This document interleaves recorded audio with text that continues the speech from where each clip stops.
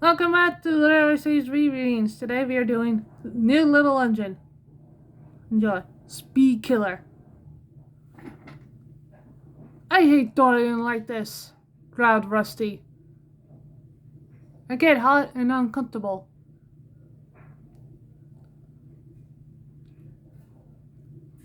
Sorry, old chap, replied his driver.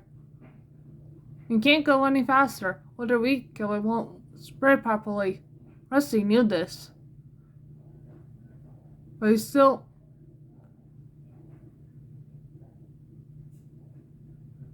itched to go quicker. His train that morning was a flat truck with a large tank on it. A pipe ran across the line behind the truck's buffers.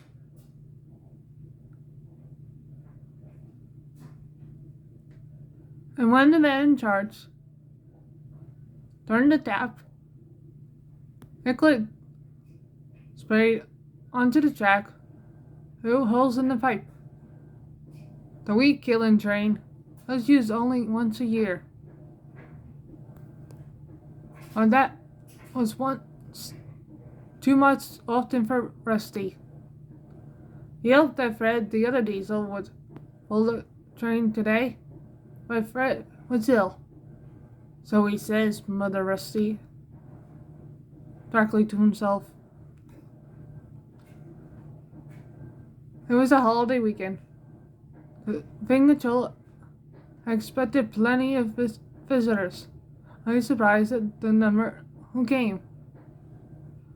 It was Renee's turn to take the first train, and he happily rolled them to go to the station. So many people were on the platform that Renee's could hardly see it. Phew, he puffed. How low this lot going to get onto the train?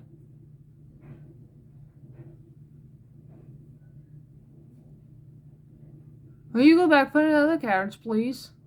Asked the thing controller. And arrange the next train later in the day. And time spent between the carriage made Renee late. He hated being late, but he knew that today it wasn't his fault. Hurry, hurry, hurry, he panted, trying to make up for lost time. They did well until they reached the middle section, where they had to stop. I see his wheel-killing train, waiting in the loop for him, or them. Nip all those weeds in the butt, have you? Called Renee as the engines passed each other. Beyond the middle section, the line rises steeply for a short way so that it can cross the stream. Engines like to be able to get a run at this hill, especially when they have a heavy train. Today, Renee's had to pass very carefully. Some hedge cutters working at the front of the hill. This meant he could not get a proper run at it. He struggled hard, but as soon as wheels began to slip, halfway up, he slid to a halt.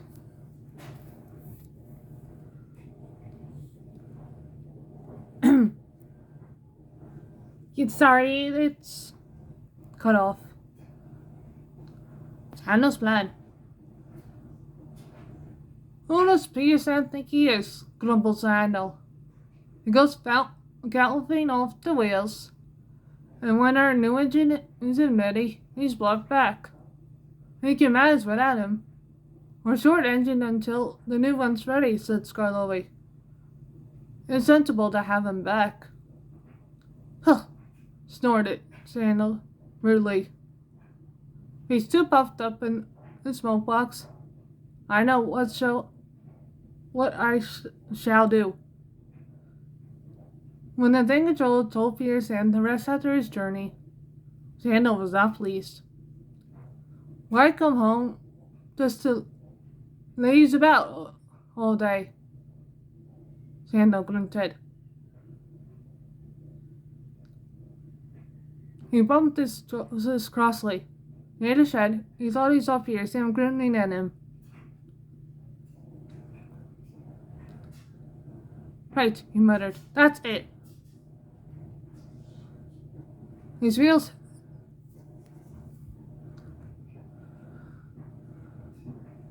hit a rough rail joint. There was a crack and a clatter, and his driver stopped in quickly. That's your day done, he said. Your fire bars have collapsed, and your fire is full out. Sandal chuckled to himself. His plan was working well. Rusty was the only engine available quickly. He took Sandal's train, and the thing controller came to see Peter Sam. Sorry to spoil your rest, he said. I'm afraid you'll have to take Sandal's next train. Tom Sandal's fire was rescued and put into Peter Sam's firebox. As soon as Peter Sam could move, he pushed Peter Sandal into the shed. Sandal didn't help at all. He just smirked to himself in the darkness. That would teach them, he thought. Days passed, but no one came to mention Sandal. Visitors floated to see Peter Sam now that he was back, and everyone else was very busy. Oh dear, thought Sandal sadly. I didn't bargain for this. And it grew cold, and his paint became dull. The cleaners were much too busy making sure the working engines looked smart to worry about Sandal. He heard the men working on the new engine, but he didn't come to see him. He had no time either. One day, Sandal heard cheering from the workshop. It must have been his new engine, he muttered miserably. I wish I could see him.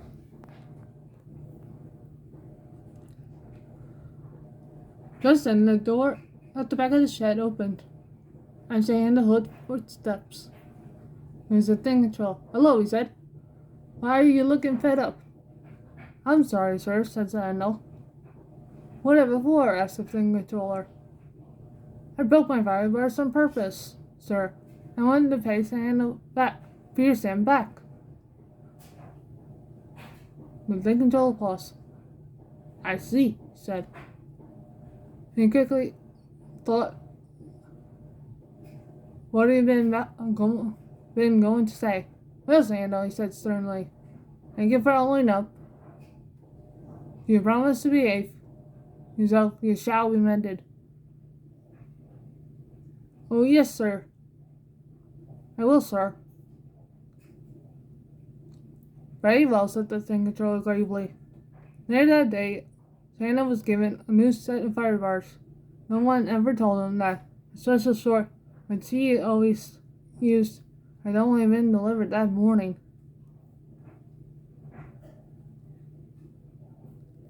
Dirty water. They clean engines very well on the Thailand Railway, remarked Peter Sam to Kathy and Izzy. Izzy was polishing his whistle, and Kathy was cleaning the round windows in front of his cab. Kathy climbed down. And that means you think we don't do it well here, she said indignantly. I'm going home this minute. His hand smiled. The girl's parents worked on the Thailand Railway, and now they were on holiday in the island of Sodor. I've come to see him.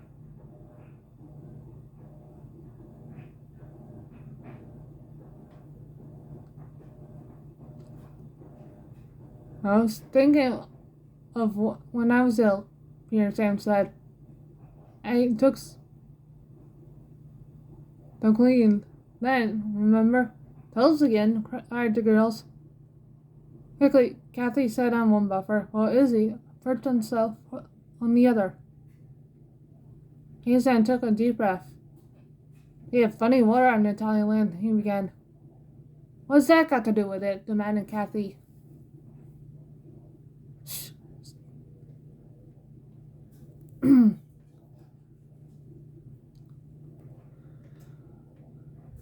Reproached her sister. "You won't tell us if you keep interrupting." "I wasn't." Sam yawned loudly. "Have you two finished?" she asked. "Sorry, Sam," apologized Kathy. "I will be quiet, I promise." Sam paused. "As I was saying," he went on, "they have funny water in Italian. The men have to put something special into the water tank at the shed to make the water taste nice." He then smiled to himself.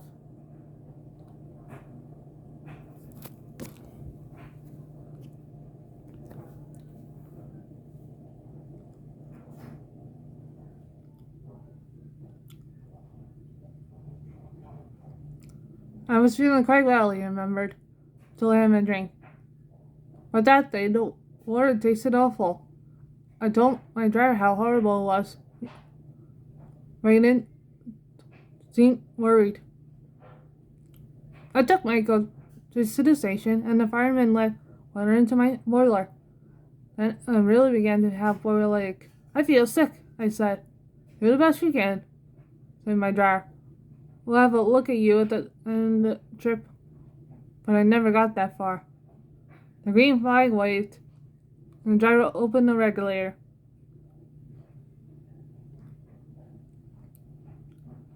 I went a few inches, then whoosh, a column of filthy white water sprayed out of my funnel.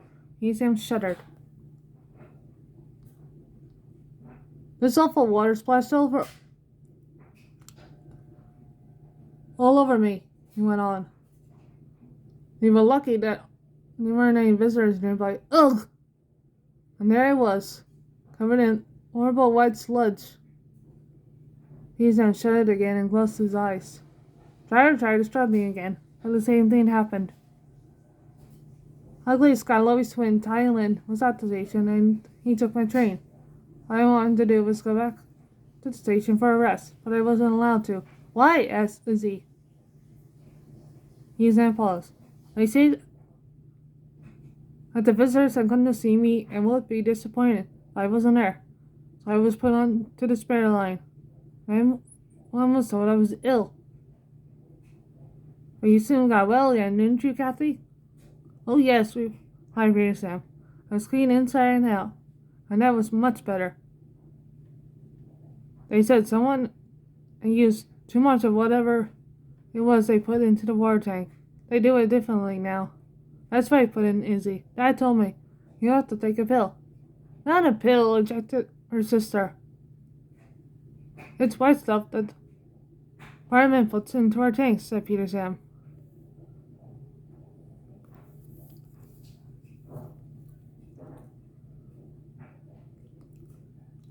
"Much better. It took ages to clean off."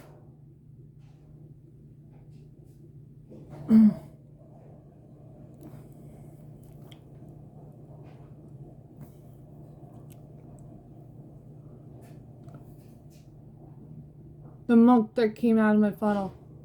"And that," he added, "certainly, it's all I meant when I said that they clean engines well in Italian land." "Yes, Sam," giggled the girls. "Of course it is.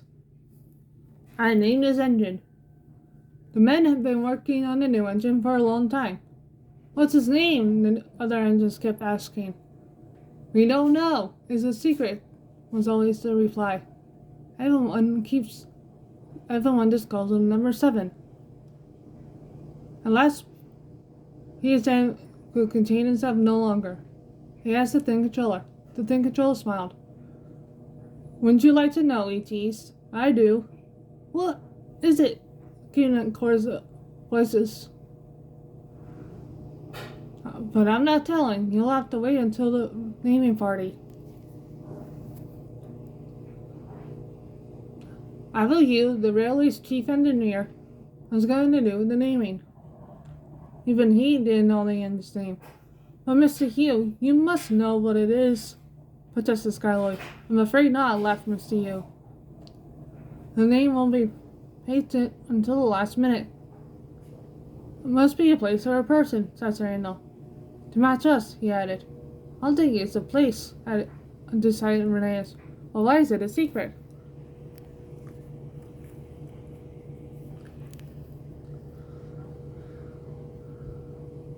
The engines didn't know, but they thought Rheneas' idea was the best. On the great day, a special train was to pick up the Thing Controller, its guests, Mr. Hugh, and bring them to the bottom station for the ceremony. Skarloey, the oldest engine, was going to pull it. The day was shining. Kathy and Izzy came early to the shed. First they cleaned Skarloey, then they polished Peter Sam. Skarloey whistled cheerfully as he went up the line, and by then all the other engines looked as smart as he did. Skarloey passed the big house where the Thing Controller lived, and went as far as the middle station. Then he ran around the train and bolted back down the hill. And he stopped at the big house.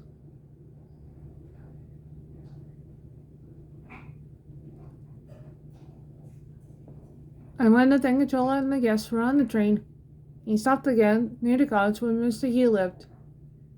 Skarloey just restarted when, with a squeaky noise, something dashed past his front wheels. He stopped quickly. What on earth? Demanded the fireman, jumping from the cab. In the long grass beside the line lay a large mother pig, and the skin around her were 7 pink piglets. Clearly, Skarloey could go no further until they were safely caught.